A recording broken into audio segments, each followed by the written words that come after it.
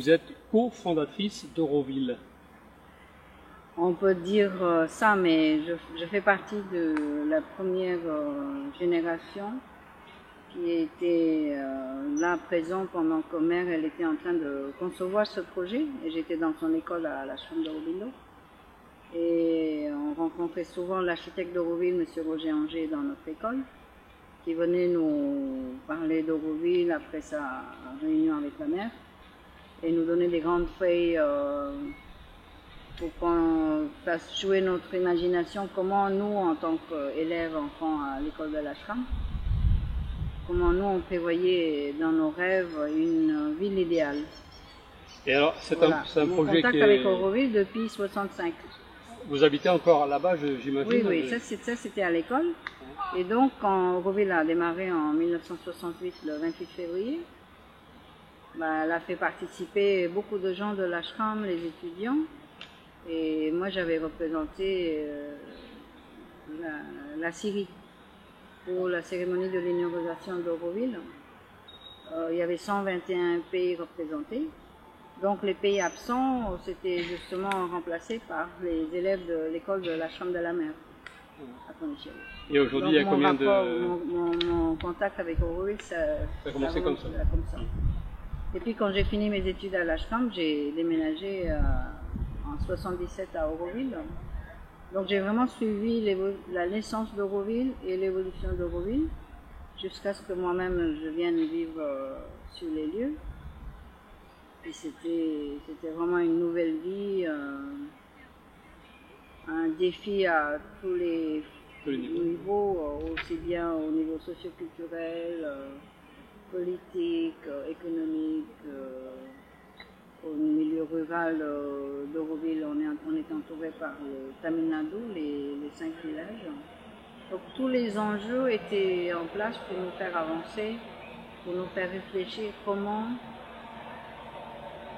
collaborer avec la réalité locale du milieu rural qui se trouve à 15 km de Pondichéry. Pondichéry, c'est un ancien comptoir français, maintenant un état de l'Inde, partie intégrante de l'Inde. Donc aujourd'hui, on est en 2014, on est autour de 2200 personnes qui vivent sur place. Euroville a 46 ans. Et il y a combien d'ethnies, il y a combien de populations différentes? Il y a disons à peu près 1000 personnes sont des Indiens, de tout État confondu, mais la majorité ce sont des gens du Tamil Nadu, l'État tamoul dans lequel on se trouve. Et le reste, les autres 1300, ce sont des Européens principalement, commençant par la majorité c'est les Français.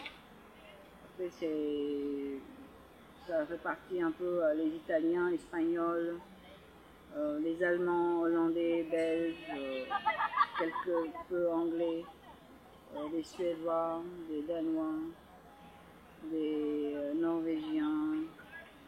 Après on a des Chinois, des Coréens, des Japonais, mais en minorité, et des Américains, des Canadiens, des gens de l'Amérique du Sud.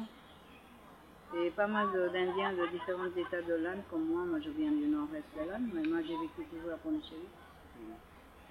Voilà, donc avec un projet de la mer qui concevoir une ville internationale pour y mettre 50 000 habitants, pour l'instant on n'est que 2300 dans une durée de 46 ans de son évolution.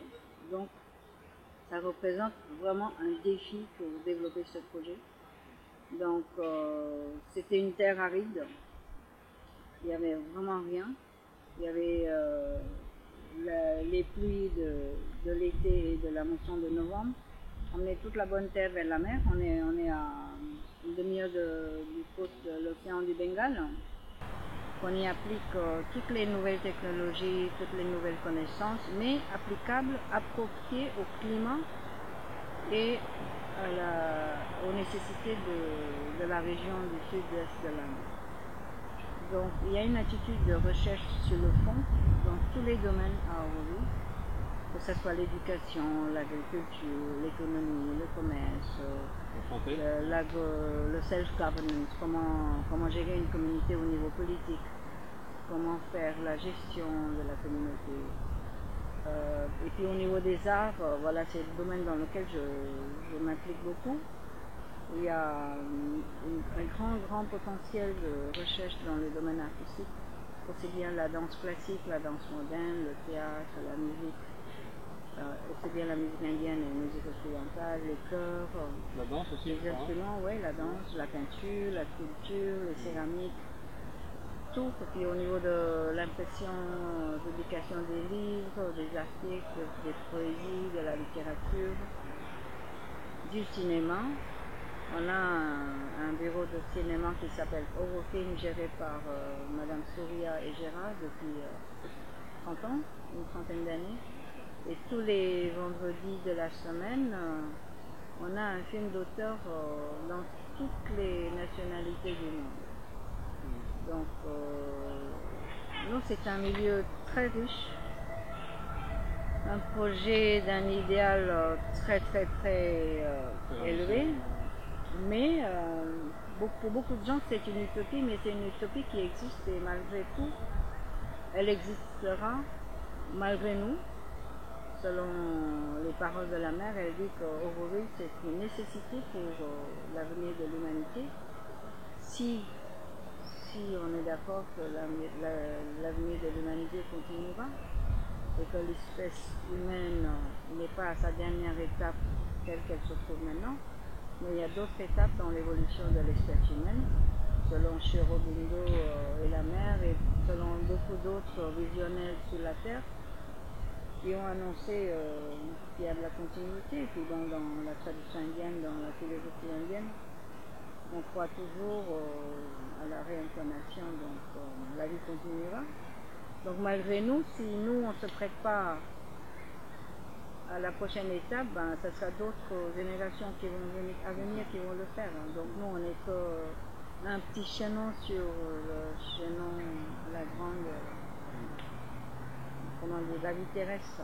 Est-ce que vous pensez que c'est un projet qui est reproductible dans d'autres villes, par exemple? Est-ce qu'on peut... Absolument. Il y a d'autres projets qui existent à Haïti, etc. Absolument. Moi, dans tous les dialogues en humanité, quand je viens ici, c'est vraiment un forum le plus riche que je trouve dans le contexte de la France.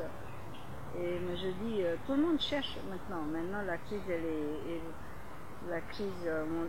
mondialisée. Hein. Donc tout le monde essaye à leur manière une vie alternative, une vision alternative, une pratique alternative. Donc la France, pourquoi, comme Auroville, pourquoi on ne proposerait pas, ou quelques nombre de gens convaincus, pourquoi ils ne proposeraient pas au gouvernement français de vous donner quelques bouts de terre pour pouvoir expérimenter, mais expérimenter les paroles en action, pas seulement les paroles, parce que là on a beaucoup d'échanges chaque année au dialogue, et après chaque personne quand il rentre chez soi il essaie d'amener un changement dans sa vie personnelle.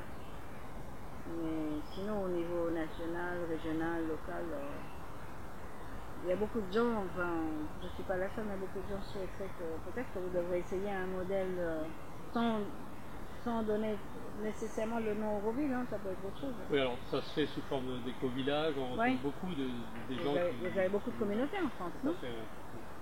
Ok. Écoutez, Madame Tapasbat, merci pour ce témoignage donc, sur Auroville.